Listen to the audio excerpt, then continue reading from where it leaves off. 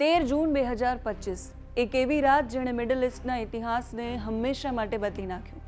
ઈરાનના તહેરાન અને ઇઝરાયલના તેલ અવીવમાં એક સાથે ભય અને અફરાતફરી છવાઈ ગયા. ઈરાનની રાજધાનીમાં બ્લાસ્ટના ધમાકા ગુંજી રહ્યા હતા, તો ઇઝરાયલના શહેરોમાં પણ કાનના પડદા ફાડી નાખે એવા સાયરન વાગી રહ્યા હતા.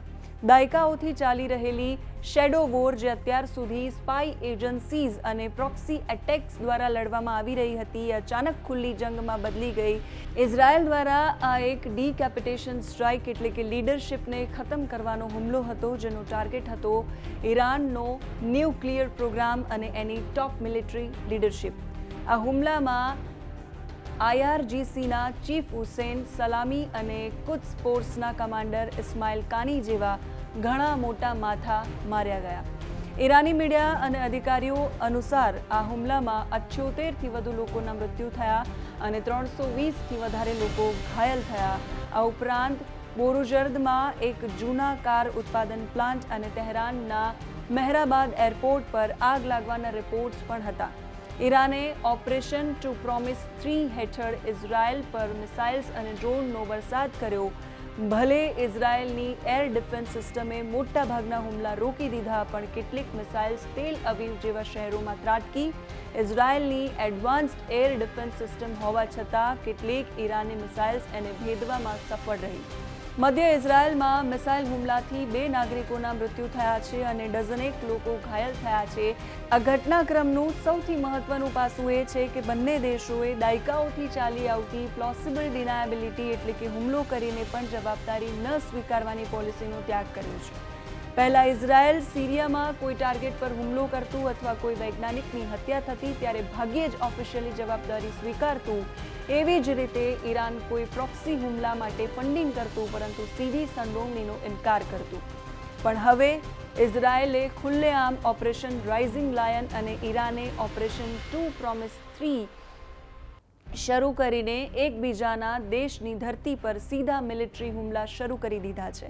પણ આટલી કટ્ટર દુશ્મની પાછળનું સત્ય શું છે? શું તમે માનશો કે આ બે દેશો એક સમયે ગાઢ મિત્રો હતા? આજની દુશ્મનીને જોતા કલ્પના કરવી મુશ્કેલ છે, પણ 1979ની ઇસ્લામિક ક્રાંતિ પહેલાં ઈરાન અને ઇઝરાયલ વચ્ચેના સંબંધો ખૂબ જ ફ્રેન્ડલી હતા. આ મિત્રતાનો આધાર હતો પેરિફેર ડોક્ટ્રીન. આ પેરિફેર ડોક્ટ્રીન એટલે ઇઝરાયલના પ્રથમ વડાપ્રધાન ડેવિડ બેન ગુરિયોને બનાવેલી એક સંધિ. એ સમયે ઇઝરાયલ આરબ દેશોથી ઘેરાયેલું હતું, જે એના હોવાના જ વિરોધી હતા. આ આઇસોલેશનને તોડવા માટે બેન ગુરિયોને મિડલ ઇસ્ટના પેરિફેર એટલે કે નોન આરબ દેશો સાથે જોડાણ બનાવવાની નીતિ અપનાવી. આ નીતિ હેઠળ ઈરાન, તુર્કી અને ઇથોપિયા સાથે સંબંધો મજબૂત કરવામાં આવ્યા. ઈરાન તુર્કી પછી ઇઝરાયલને માન્યતા આપનાર બીજો મુસ્લિમ બહુમતી ધરાવતો દેશ બન્યો. બંને દેશો વચ્ચેનો સહયોગ ખૂબ વ્યાપક હતો. ઈરાન ઇઝરાયલ માટે તેલનો મુખ્ય સપ્લાયર હતો. બંને દેશોએ મળીને એક પાઇપલાઇન પણ બનાવી હતી, જે ઈરાની તેલને ઇઝરાયલ અને ત્યાંથી યુરોપ પહોંચાડતી હતી. બંને દેશો વચ્ચે મોટા પાયે મિલિટરી અને સિક્યોરિટી કોઓપરેશન હતું, ત્યાં સુધી કે ઇઝરાયલની સ્પાય એજન્સી મોસાદે ઈરાનની સ્પાય એજન્સી સવાકને ટ્રેનિંગ આપવામાં મદદ કરી હતી. આ સહયોગ મોટે ભાગે ગુપ્ત રાખવામાં આવતો હતો, જેથી આરબ દેશોને ઉશ્કેરવામાં ન આવે. જો કે આ મિત્રતા સંપૂર્ણપણે આદર્શ નહોતી. શાહના શાસને ક્યારેય ઇઝરાયલ સાથે સંપૂર્ણ રાજદ્વારી સંબંધો સ્થાપિત કર્યા નહોતા અને પેલેસ્ટિયન વિસ્તારો પરના ઇઝરાયેલી કબજાનો વિરોધ પણ કર્યો હતો. એણે પેલેસ્ટાઇન લિબરેશન ઓર્ગેનાઇઝેશન્સ એટલે PLOને આર્થિક મદદ પણ કરી હતી. પણ 1979માં બધું જ બદલાઈ ગયું. આયાતુલ્લાહ ખોમેનીની ઇસ્લામિક ક્રાંતિએ ઇઝરાયલને લિટલ શેતાન જાહેર કર્યું અને આ મિત્રતાને કટ્ટર દુશ્મનીમાં ફેરવી દીધી. અને આ દુશ્મની 13 જૂન 2025ના રોજ ખુલ્લા યુદ્ધમાં ફેરવાઈ ગઈ. ઇસ્લામિક ક્રાંતિ પછી ઈરાન સીધી રીતે ઇઝરાયલનો સામનો કરવાની સ્થિતિમાં નહોતું, એટલે એણે પ્રોક્સી નેટવર્ક બનાવવાની સ્ટ્રેટેજી અપનાવી. આ સ્ટ્રેટેજીની શરૂઆત 1982માં થઈ, જ્યારે ઇઝરાયલે લેબનોન પર આક્રમણ કર્યું. ઈરાને લેબનોનમાં હિઝબુલ્લાની સ્થાપના કરી. એ પછી એમાં પેલેસ્ટાઇનના હમાસ અને ઇસ્લામિક જેહાદ, યમનના હુથી બળવાખોરો અને ઇરાક તથા સિરિયાના શિયા મિલિટરી જૂથોનો સમાવેશ થયો. એનો મતલબ એ કે ઈરાન અને ઇઝરાયલ વચ્ચેનો સંઘર્ષ કોઈ પ્રાચીન સંઘર્ષ કે એવી દુશ્મની નથી કે જે ટાળી ન શકાય. 1979 પહેલાના સંબંધો સાબિત કરે છે કે ફારસી અને યહૂદી લોકો વચ્ચે કોઈ જન્મજાત વેર નથી. એમના સંબંધોનો આધાર એકબીજાના ફાયદાઓ પર હતો. વર્તમાન સંઘર્ષ સંપૂર્ણપણે 1979ની ક્રાંતિની વિચારધારાનું જ પરિણામ છે. આ દુશ્મનાવટ ઇસ્લામિક પ્રજાસત્તાક ઈરાનની પોતાની પોલિસીની પસંદગી છે. આ સમજવું એટલા માટે મહત્વનું છે કારણ કે આ સંઘર્ષને હંમેશા એક કલ્ચરલ ક્લેશ તરીકે દર્શાવવાની કોશિશ કરવામાં આવે છે, પરંતુ આ તો માત્ર ઈરાનના શાસનની ઇઝરાયલ માટેની રાજકીય અને વૈચારિક નફરતનું જ પરિણામ છે. આનો અર્થ એ છે કે જો ઈરાનમાં શાસન અથવા વિચારધારામાં ફેરફાર થાય તો સંબંધો ફરી એકવાર બદલાઈ શકે છે. ખેર, એ તો લાંબા સમય સુધી શક્ય દેખાતું નથી, એટલે વિષય પર પરત ફરીએ. સવાલ એ છે કે ઇઝરાયલે આટલું મોટું રિસ્ક લીધું શું કામ?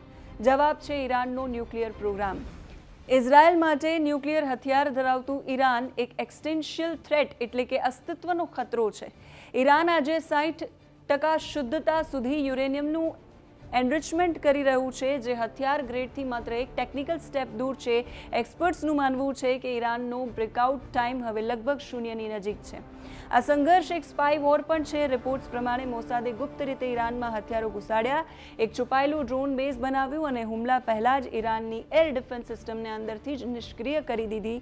આ સ્ટ્રેટેજીને કોગ્નિટિવ ડિસરપ્શન કહેવાય છે, જેનો હેતુ માત્ર ફિઝિકલ નુકસાન પહોંચાડવાનો નથી, પરંતુ દુશ્મનના મનમાં ડર અને કન્ફ્યુઝન પેદા કરવાનો છે. આ સંઘર્ષની અસર હવે આખી દુનિયા પર પડી રહી છે. અમેરિકા સીધા યુદ્ધમાં જોડાવાથી બચી રહ્યું છે. બીજી બાજુ રશિયા અને ચીન જેવા દેશો આને પોતાના ફાયદાની તક તરીકે જોઈ રહ્યા છે. રશિયાને તેલના વધતા ભાવથી ફાયદો થઈ રહ્યો છે, જે એના યુક્રેન યુદ્ધના ફંડિંગમાં મદદ કરે છે, જ્યારે ચીન, જે ગલ્ફના તેલનો સૌથી મોટો ખરીદદાર છે, એ સ્ટેબિલિટી ઈચ્છે છે જેથી એના ટ્રેડ રૂટ્સને નુકસાન ન થાય. તો હવે આગળ શું? મિડલ ઇસ્ટ એક એવા ખતરનાક અને અનપ્રિડિક્ટેબલ તબક્કામાં પ્રવેશી ચૂક્યું છે જ્યાં જૂના નિયમો હવે લાગુ નથી પડતા. 3 પોસિબલ સિનારીઓ છે. 1, બંને દેશો પાછા હટી જાય. 2, આ લડાઈ વધારે વકરે અને આખા રિજનને પોતાની ઝપેટમાં લઈ લે. અને ત્રીજો, સૌથી ખતરનાક સિનારીઓ, જો ઈરાનને લાગે કે તે ઘેરાઈ ગયું છે તો એ ન્યુક્લિયર બોમ્બ બનાવવા તરફ આગળ વધી શકે છે. આવનારા દિવસોમાં આ બંને દેશો દ્વારા લેવાયેલા નિર્ણયો માત્ર મિડલ ઇસ્ટ પર જ નહીં, પરંતુ ગ્લોબલ સિક્યોરિટી અને વૈશ્વિક અર્થતંત્રનું ભવિષ્ય પણ નક્કી કરશે. શેડો વોર પૂરી થઈ ગઈ છે, સીધી જંગ શરૂ થઈ ચૂકી છે.